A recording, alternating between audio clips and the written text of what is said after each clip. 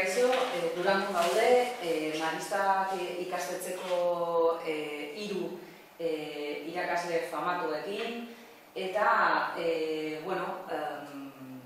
zuen proiektu berritzaile buruz hitz egingo dugu. Proiektuaren izenburua da FP Entumobil, eta, lehenengo galdera izango litzateke nondik dator proiektua, nola sortu zen, azaldu, nondik sortu zen hau guztia. Proiektu hau, proiektu guztia bezala, dekoz elementu bi. Bata da kasualidadia, sortu zen kasualidadez, esan prebizioa ateratzeko proiektu, kasualidadez sortu zen, hori aurratetik, baina hori kasualidadia gehitzen da beste konjunktura bateraz, eta da bazeuen hemen eskolan, bazeuen hori sensibilidadie. Sensibilidadie teknologiakin, sensibilidadie zarekin, dispositibo mugikorrakin, hortik badago historia bat eta badago trajektoria bat eskola barruan. Horrek elementu biek gehitzen duzunien, kasualidadie eta bai prestakuntza bat lehendik, sortzen diez proiektuek. Eta kasu honetan izan zen Madrilen. Sortu zen Madrileko ministerioa sortu zen evento bat, eta hori eventua izan zen Madrilen, hotel auditorium uste izan zela, sala oso handi esan, jente asko egon ginen evento hortan, eta evento hori izan praktika honak aurkezteko. Eta ponente bat izan zen Tizkar Lara. Tizkar Lara da oso famatua tek inguruan, ikaten inguruan, oso erraz aldugu topa oso zer berataz buruz zarien. Eta Tizkar Lara azaldu zauen, ze proiektu ez zeukaten. Tizkar Lara garai hartan zen vicedekana de la EOI, Escuela de Organización Industrial. Orduan, azaldu zauen, zein zen eurentzako proiektu digitala, tiken ikaten inguruan lotuta zegoena, eta garai hartan implantatzen ari ziena hori barruen. Eta zeukan 3 komponentea. Lehenengo komponentia da izan zen zehose zabala, eta ikaskuntza zabala, dana sortzen duzun materiala guztie egon bide zabalik denontzako. Bigarrena da dana konektaute egon bidala, ikasketa konektibidade barruen sartzen zen, eta hirugarrena zegoen duten kolaborazioekin. Hori konektibidadie sortu bidau, kolaborazioa pertsonen artien. Horrek hirurek ziren ardatzen. Eta zan, bai ezagutza aldetik, noretzako zan, nik egon nintzen txarla hartan, eta izan zen oso interesantia, baina bai izan zen oso erakargarria. Interesantia aldetik eta erakargarria.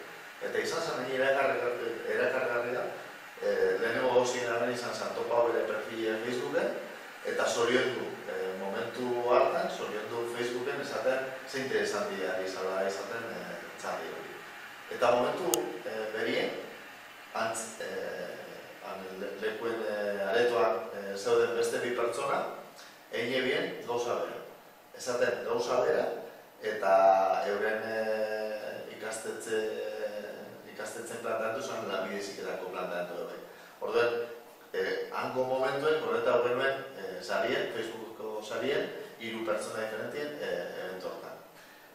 Esan genuen 3 FP-ko mundutik gentozela, eta planteatu ginen hori eventu amaituta gero, politzi izango zala, pentsatzien zer aldai Tizkarren plantamentu, baina lanbide heziketako plantamentuaz. Orduan, gaitu ginen kolumna batien edo hango inguruen txarla amaituta gero, eta hori izan zen lehenengo urratza. Gero hori izan txarla informal bat, gero hori eskatu zauen beste txarla bat, apur bat formalagoa, gure artekue idazteko eta planteatzeko zer galtzanen. Gero hori eskatu zauen beste txarla bat, gero ja kasortan Tizkarrekin, zelan alun genuen kooperau EOIkin, eta gero ja eskatzen zauen zeuzen formalagoa. Eta formalagoa da, proiektu bat bidagu soporte bat atzetik. Orduan, ikusi genuen ze formulak zegoen hori proiektu aurre eduteko, baina proiektu bat bezala, proiektu formal bezala, Eta justu atera horien ministeriotik konbokatoria bat, deialdi bat proiektu batzuen bitartez, ajustatzen ziren nahiko ondo gu behar genuena, eta hortik horrela danok usan gaur arte. Eta proiektu bera nolakoa da? Zer motatako proiektua daukazu? Lehenengo eta behin proiektu honetan argi geneukena da mugikorrak klase barruan sortu nahi genituela, ez? Ordura arte, irakaskuntza tradizionalean mobila zan debekatutako zerbait, ezta? Eta nahi genduana da geure ikasleek mobila erabiliz esaten, lehenengo eta behin kontuan izan da, smartphone hauek dauzkaten kapazitate guztiak, esaten dana da smartphone bat, smart citizen batek erabili behar dago, beraz, erabilpen egoki bat klasean emoteko intentzioagaz, ezta? Horretarako identitate edo nortasun digitala bebai landu behar genduan, ez? Hau da, geure ikasleek interneten dauzkaten perfilak, sare sozialetan eta beraiei buruz ondo hitz egin zezaten. Esatearren lanpostu batera aurkezten direnean adibidez, gaur egun edonor bilatzen dago interneten ia zer esaten dagoen pertsona honi buruz. Guzti hori landu nahi genduan, ez? Hori lehenengo eta behin. Gero, bigarrenez, jakin bat genduan, zer egoan sareetan, ez da? Ze aplikazio zeuden sareetan, eta horietatik zeintzuk eraman ziren irakaskuntza mundura, ez? Pedagogikoki zeintzuk zeukaten balioa. Eta balio zutenak geure ganatu, eta ikusten bagenduan beharren bat edo utxuneren bat egoala, guk geuk aplikazio horiek sortu.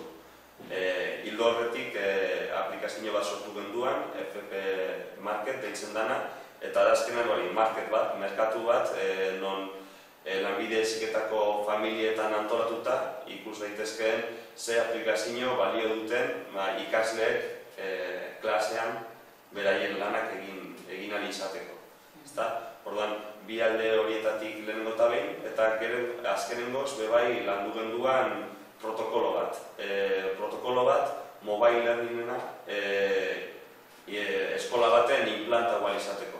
Beraz, guk egin genituen pasu guztiak ondo erregistratu genituen, eta beste edozein eskolatan guzti hau egin nahi badabe, geure lanaz aprobetxagoa izateko, ezta?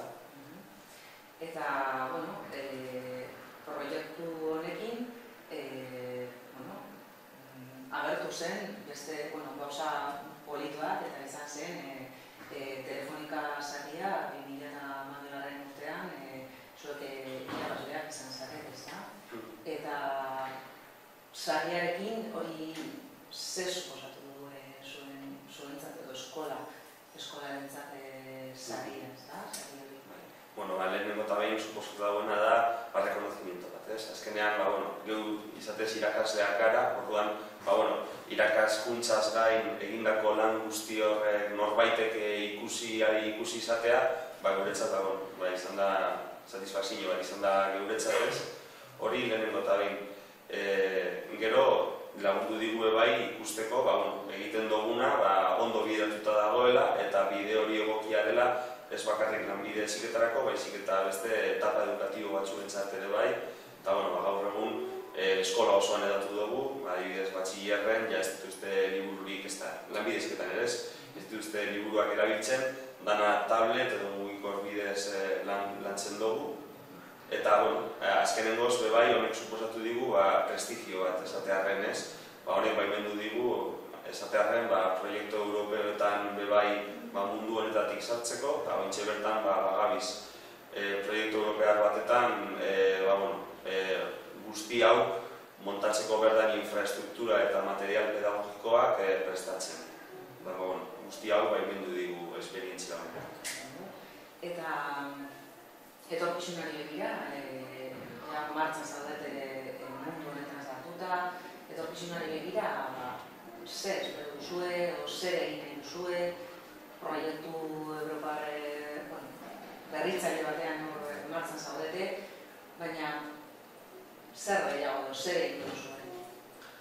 Etorkizuna daut pertsonetan da. Orduan, lehen aztu referentziari izena esatie, eta da Madrilekin elkartu ginen pertsona, eta ni pentsetan dut izen horret bebai da etorkizuna. Bilatzen eurek egiten da bena, ja ikusten duzu zer dator etorkizuna. Bata da Bernat Llopis, da Valenciara eta da Ukrak, eta beste kaleti dago Manuela Alonso Rosas, da Kordobatik dator, eta da beste Krapa, amengo mundutik. Dauz, biharien ja etorkizunen dator. Eta zer dator, azkenien bakarrik ikusti eta irakurtie, dauz informe Pillo, informe Horizon, editorialak ateratzen da bezaren informeak, denok ikusten dugu zer dago etorkizunen. Eta daki zer dago etorkizunen, eta gabiz biharien etorkizunen egongo danerako. Hezkuntzan, maila guztietan gabiz aldatzen klasien egiten dara.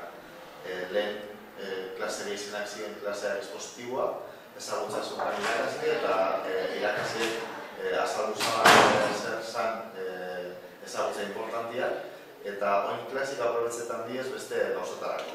Sartu guz ikasketa kooperatiboak, sartu guz ikasketa kolaboratiboak, guk biharritzen dugu beste heziketa mota batzuk deitzen dugula ikasketa kolaboratiboa erronka bitartez. Orduan, aprobetzetan dugu klasie, pertsona dauz klasie, orduan, aprobetzetan dugu klasie, eurek elkarlanien laniteko eta elkarlanetik ateratzen da bezen gauza potentia ateratzeko. Eta hori da sormena, hori da ezagutza aplikau, ez ezagutza hartu baizik eta ezagutza hartu etorri bida, eta hori ezagutza aplika bidabi eta ezagutza berri esortu bidabi. Horren hortik gabiz. Orduan hori suposatzen da beste eszenatoki batien jartzen gara. Nunbaiten hori ezagutza hartu bidabi. Orduan horti doie Flipped Classroom kontzeptua da.